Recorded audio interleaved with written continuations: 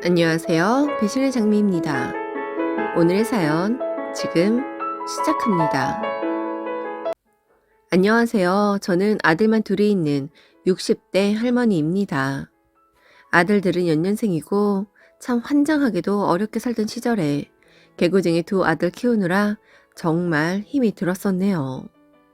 남편이나 저나 가진 거 없이 시작했기에 정말 악착같이 아껴 살아 지금은 살만합니다. 그러다가 돈을 조금씩 모여질 때부터 부동산에 관심을 가졌고 동네 부동산을 자주 들락달락 거리면서 정보도 많이 얻고 땅도 집도 많이 보러 다니곤 했습니다. 사실 당시만 해도 복권 말고 돈이 나올 구멍이 어디 있나요? 그냥 동네 아줌마들 하는 소리 엿듣다 보니 땅이 돈이 된다 싶어서 제 스스로 노하우도 쌓고 한 거죠. 지금은 강북에 3층짜리 다세대 주택이 하나 있어 전 월세를 주고 있고 자가와 땅은 경기도권을 각각 갖고 있습니다. 현금을 쌓아놓고 사는 건 아니지만 그래도 부동산이 있으니 든든하긴 해요. 남편은 아직 경제활동을 하고 저도 월세를 받으면서 노후를 준비하고 있죠. 아들들은 10년 전 같은 해에 결혼을 했습니다. 그때 둘째 아들이 오래 사귄 며느리가 결혼을 한다고 하니 큰 며느리가 자신들이 먼저 결혼을 해야 한다고 하는 바람에 큰아들이 며느리의 성화에 결혼을 준비를 했고 큰 아들이 1월에 작은 아들은 미뤄서 10월에 했습니다. 큰 며느리는 욕심도 많고 뭐라고 해야 할까요? 지기를 싫어한다고 해야 하나요? 생각지도 못한 부분에 서운해하고 삐지고 하는 통에 며느리 둘이 함께 있으면 제가 되려 큰 며느리 눈치를 보고 작은 며느리 또한 혹여나 제 형님에게 말 실수를 할까 조심하더라고요. 집을 얻을 때도 어찌나 까탈스럽게 굴었던지 그때 우리가 가지고 있는 다세대 주택 주인집 층인 3층에서 신혼생활을 하라고 했는데도 오래된 빌라라면서 싫다고 하더군요. 그래서 계획에는 없었지만 빌라 대신 경기도권에 아파트를 구해주는 것으로 다시 이야기를 하니 그마저도 싫다고 하는 통에 결국 서울에 아파트 전세를 얻어주었습니다. 지금으로부터 8, 9년쯤 전인가 저희 다세대 주택 건너편에 오래된 빌라 부지가 있는데 재개발이 된다는 소문이 자자했습니다. 한 5, 6천만 있으면 살 수 있었던 때였어요. 재개발이 거의 확실하다고 부동산 하는 친구가 얘기를 해주면서 그 자리에 브랜드 아파트가 들어온다며 저에게 돈이 있으면 투자를 하라고 하더라고요. 그래서 아이들에게 이야기를 했어요. 브랜드 아파트가 들어선다고 한다. 현금으로 5, 6천 정도만 있으면 살 수 있다고요.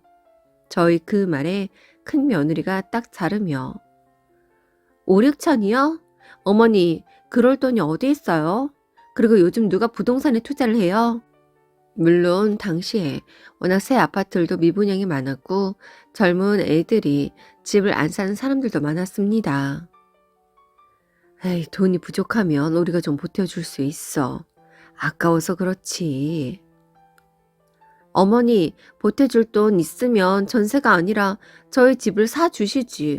서운하네요. 돈도 있으시면서. 그러자 작은 며느리는 어머니 생각해 볼게요. 어머님이 부동산으로 워낙 선견지명이 있으시니 혹하기는 하는데요. 저희가 아직 그렇게 돈을 모으지 못해서요. 그 애랑 이야기해보고 그 동네도 한번 탐방 가볼게요. 같은 말이라도 첫째랑 둘째는 정말 아다르고 어다르게 이야기를 하더라고요. 그래서 이제 둘째에게 더 마음이 가곤 했어요. 제가 뭐 물어볼 일이 있어도 첫째는 틱틱거리니 어려웠고 둘째는 가식적일지 몰라도 친절하게 알려주고 했으니까요. 둘째는 며칠을 고민을 하더니 아무래도 돈이 조금 많이 부족한 것 같다고 돈을 좀 더 모아서 투자를 해보겠다고 하네요. 그래서 제가 보태줄 수 있다고 하였습니다. 둘째 내에는 3천만 원 조금 못 되는 돈을 보태어 주었고 그렇게 빌라를 매매했습니다. 그런데 그때 첫째가 그 소식을 듣고 어떻게 동서한테만 집 샀는데 돈을 보태어 주냐고 서운하다면서 쏟아내더라고요. 그래서 제가 나중에 너희도 투자할 때 있으면 내가 도와주지. 그 빌라 목이 좋아. 아니면 너희도 다시 한번 생각을 해봐라. 네 남편이랑 한번 상의해봐. 어머니, 그러지 말고 그냥 저희도 3천만 원 주세요. 그 돈 저희가 알아서 굴릴게요. 그건 좀 그렇다, 얘. 어머니, 이거 차별이에요. 어머님 말 듣고 투자한다는 동서는 예쁘다고 주고, 저는 어머님 말 거절했다고 안 주는 거 아니에요? 내가 나 좋자고 투자하라고 한 거니? 그냥 좋은 기회 같아서 너희 둘에게 똑같이 얘기한 거야. 내가 너한테도 모자라면 보태줄 수 있다고 했잖니. 아무리 생각해도 이건 차별이에요. 저희도 3천만 원 주세요. 그렇지 않으면 저 정말 너무 서운할 것 같아요. 지나가는 사람들한테 물어봐요. 어머님 말씀 들었다고 누군 주고 누군 안 주고. 저도 투자할 때가 있단 말이에요. 큰 며느리는 서운하다면서 몇 날 며칠을 들들 볶아대는데 남편도 큰애 말이 틀리지 않다며 가정의 평화를 위해서 똑같이 해주자고 합니다. 남편 말을 들어보니 또 이런 일로 가족 간에 얼굴 붉히는 게 싫어서 사실 그때 해주기 싫었는데 돈을 줬었네요. 그로부터 수년이 지나서 그때 그 빌라는 재개발이 되었고 브랜드 아파트가 들어섰습니다. 당시에 분양가가 5억 원대였는데 세입자들을 바로 들여서 돈을 맞춰서 잔금을 치렀고 둘째내는 살던 곳에서 마저 살다가 부동산 값이 치솟았던 작년에 그 아파트로 들어갔습니다. 그때 그 집 시세가 10억이 넘었었어요. 그러자 둘째 며느리가 어머님 덕분에 제가 30대에 10억대 집을 마련하다니 너무 감사해요. 이 집 볼 때마다 얼마나 좋은지 몰라요. 둘째의 말에 마음이 좋았습니다. 물론 부모 말이 다 옳다는 건 아닙니다. 제 판단이 틀릴 수도 있고 억울해질 수도 있죠. 그런데 부모로서의 길을 안내했는데 그게 자식에게 큰 힘이 되고 도움이 되었다고 하면 어느 부모가 좋지 않겠나요? 어느 날 큰 며느리가 아들과 함께 찾아왔습니다. 큰아들네는 집은 사는 거 아니라면서 전세로 계속 옮겨 다녔고 돈을 좀 모았다고 하면 두 부부가 외제차로 차를 바꾸거나 치장을 하고 해외여행을 가는 등 부모가 보기에는 조금 걱정스럽게 생활을 하더라고요. 물론 둘째네는 외벌이에 둘째 벌이도 그냥 전형인데 첫째네는 둘이 맞벌이에 둘 다 대기업 수준의 기업에 다니기 때문에 둘이 합쳐서 월 1,000만 원은 버는 걸로 알고 있습니다. 그래서 걱정을 안 했죠. 잘 버니까요. 그런데 집값이 오르면서 전세도 엄청 뛰었잖아요. 그때 둘이 찾아온 거예요. 돈을 해달라고요.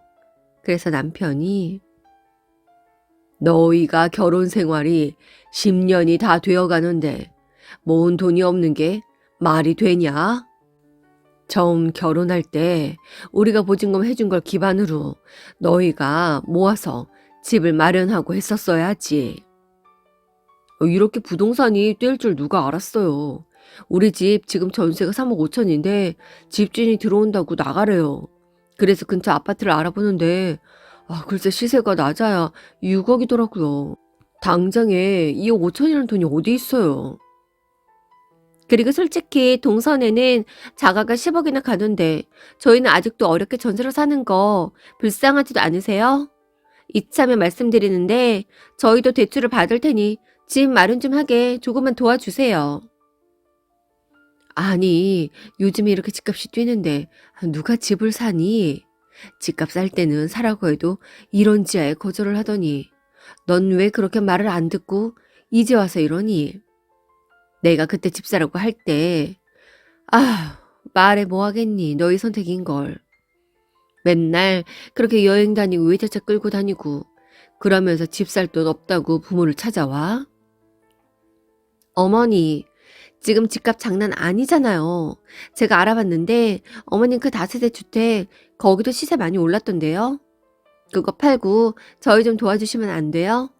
월세 나오는 집 말고 전세로 주고 있는 집들 정리하면 될 것 같은데. 무슨 작정이라도 하고 온 것 마냥 우리가 가지고 있는 건물 시세를 알아보고 와서는 집을 팔아서 저희들에게 달라고 하는 겁니다. 너무 어이가 없어서 한 소리를 하려고 하는데 남편이 뭐라고? 뭘 정리를 해서 뭘 줘? 니들이 정신이 있는 거냐? 너희가 이렇게 나오니까 해주고 싶은 마음이 있어도 못 해주겠다. 우리가 해주고 나면 니들이 우리 노후를 책임질 거야? 하는 꼴 보니 해주고 나면 또 다 해먹고 또 달라고 들러붙을 것 같구만. 둘째네 봐라. 혼자 벌면서 애 하나 키우면서 알뜰살뜰 모아서 우리가 해준 3천만 원도 그거 이번에 그 집으로 들어가면서 갚는다고 하더라. 그 3천만 원으로 10억 아파트를 얻었다고. 근데 뭐라고? 남편은 노발대발하면서 아들 며느리에게 고함을 쳤고 가만히 있어도 화가 안 풀릴 와중에도 며느리가 솔직히 그때 저한테는 딱 한 번 권했잖아요. 동서한테는 더 자세히 귀뜸해 주신 거 아니에요? 아니 3천이 아니라 아예 그때 사주신 거 아니에요? 저한테도 적극적으로 권했으면 샀을 거예요. 솔직히 저는 그것도 서운해요. 큰아들인 우리를 챙겨줘야지 동서남을 챙겨주신 거잖아요.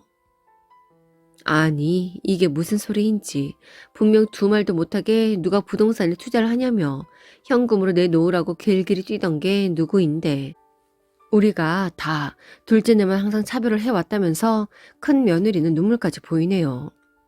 끼리끼리 만난다고 아들도 지 마누라 역성을 틀면서 우리는 자가도 있고 건물도 있고 땅도 있으면서 떠돌아다니며 사는 큰아들은 안중에도 없냐고 이야기를 하는데 남편이 화가 나 소리를 질러 아들 내외는 나갔습니다.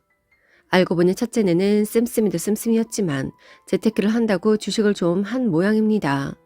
전세 대출을 풀로 받아서 그 돈도 주식에 넣었는데 수익률이 좋지 않아서 못 빼고 있다면서 지금 전세를 나와도 3억 5천 중에 대출금을 빼고 현금으로 수중 8천만 원 정도밖에 남지 않는다며 우는 소리를 하네요. 주식이 상황이 좋아지면 다시 원금 회복하고 돈을 굴릴 수 있다면서 도와달라며 읍소를 하는데 자식이지만 저는 한 번 아니다 싶으면 그냥 아닙니다. 남편은 화를 그렇게 크게 내면서도 마음이 여려 흔들리는 스타일인데 저는 조근조근하고 순한 스타일이지만 딱 아닌 건 아니거든요. 그래서 손절했습니다. 연락하지 말라고 했고 나 죽거든 향 피우러 나오라고 했습니다. 그동안 잘해왔으면 살갑게 챙겨왔으면 제가 이러지도 않아요. 무슨 어버이날이니 명절이니 지들이 내키는 대로 여행 다니면서 챙기지도 않아놓고 단 한 번을 먼저 전화하는 꼴도 없어놓고 이번에 도와주면 평생 효도한다고 그러는데 돈을 주면 효도를 한다는 그 말이 더 괘씸해서 큰아들 내외와는 손절을 했습니다. 오늘도 함께 해주셔서 감사합니다. 지금까지 배신의 장미였습니다.